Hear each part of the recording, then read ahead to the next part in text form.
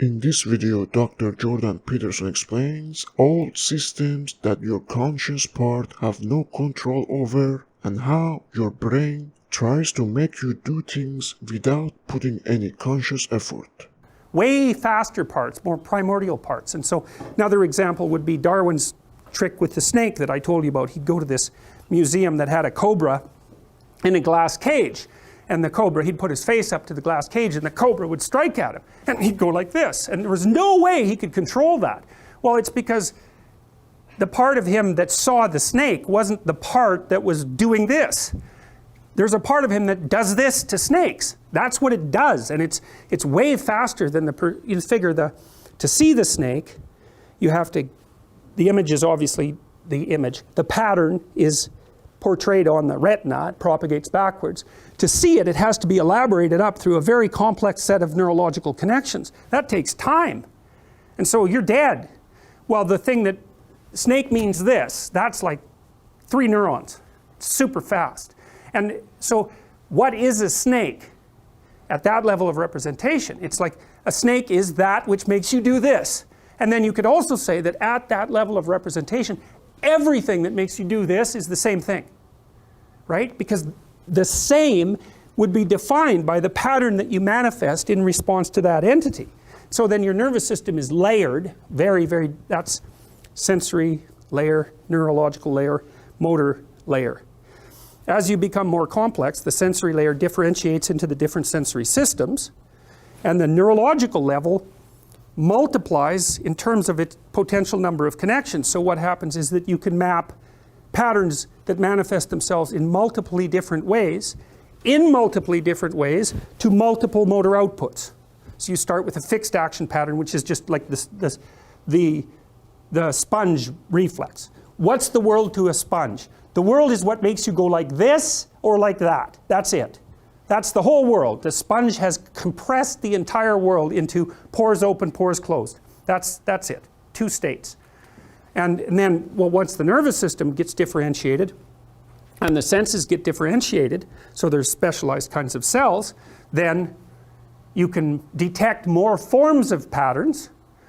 You can produce more patterned output to that, but even more interestingly, and this is where the nervous system starts to come into play, the mapping of the pattern onto the output is no longer one-to-one. You can use the same pattern, roughly speaking, to produce all sorts of different outputs that are context dependent. From the single-celled organism, you start getting multicellular organism, and then it ends up with this tripartite structure: sensory layer, nervous layer, motor layer.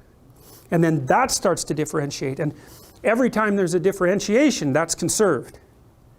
And that's these systems, the motivational systems. They emerged a long, long time ago as emergent solutions to emergent problems, and you've conserved all of them. I mean, you've conserved your snake reflex, which is like 3 neurons long. So that's really, really primordial. But you've conserved function at almost every temporal level. So there's parts of you that are quick and dirty, and parts of you that are slow and sophisticated. And a lot of the contents of consciousness is slow and sophisticated. So it can't help you out in an emergency. But it can do, what consciousness seems to do is take your structure, it analyzes the worlds for, let's say, mismatches between what you want and what's happening. And then it either helps you alter the world so those mismatches go away, or it turns inward and modifies the structures that you're using. So if you're playing the piano, you've got this automatized routine. It has very little to do with consciousness if you've practiced enough, and you make a mistake.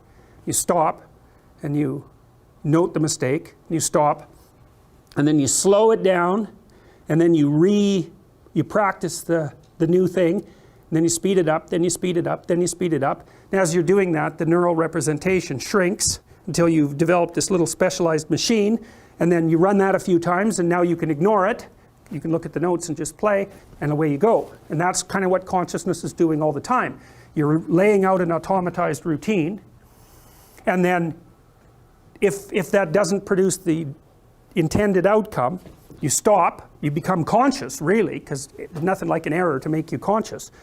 Then you do a high-resolution analysis of the space in which the error emerged. You rematch your motor output, your perceptions and all of that to make that error go away, and away you go. And so your consciousness is continually, your consciousness seems to be continually building your unconscious, your procedural unconscious. And so to some degree the purpose of consciousness is to make you functional unconsciously, right? Because that's way better. You don't want to be conscious of most things because it's just, what are you going to do? Be conscious of your digestive processes? It's like, no. If you're good at something, you hardly have to be conscious of it at all. So consciousness is something like an error detection and rectification system, something like that. And so you say, well, you could practice being conscious, because what that means in some sense is you're always attending to your errors. And that seems to be a really intelligent thing to do if you don't take it too far and collapse yourself. Because if you're always attending to your errors, you're always improving your automated adaptability. Something like that, right? Pay attention. See if things are working out the way that you want them to. And if they're not, modify your approach, your perception. Thanks for watching.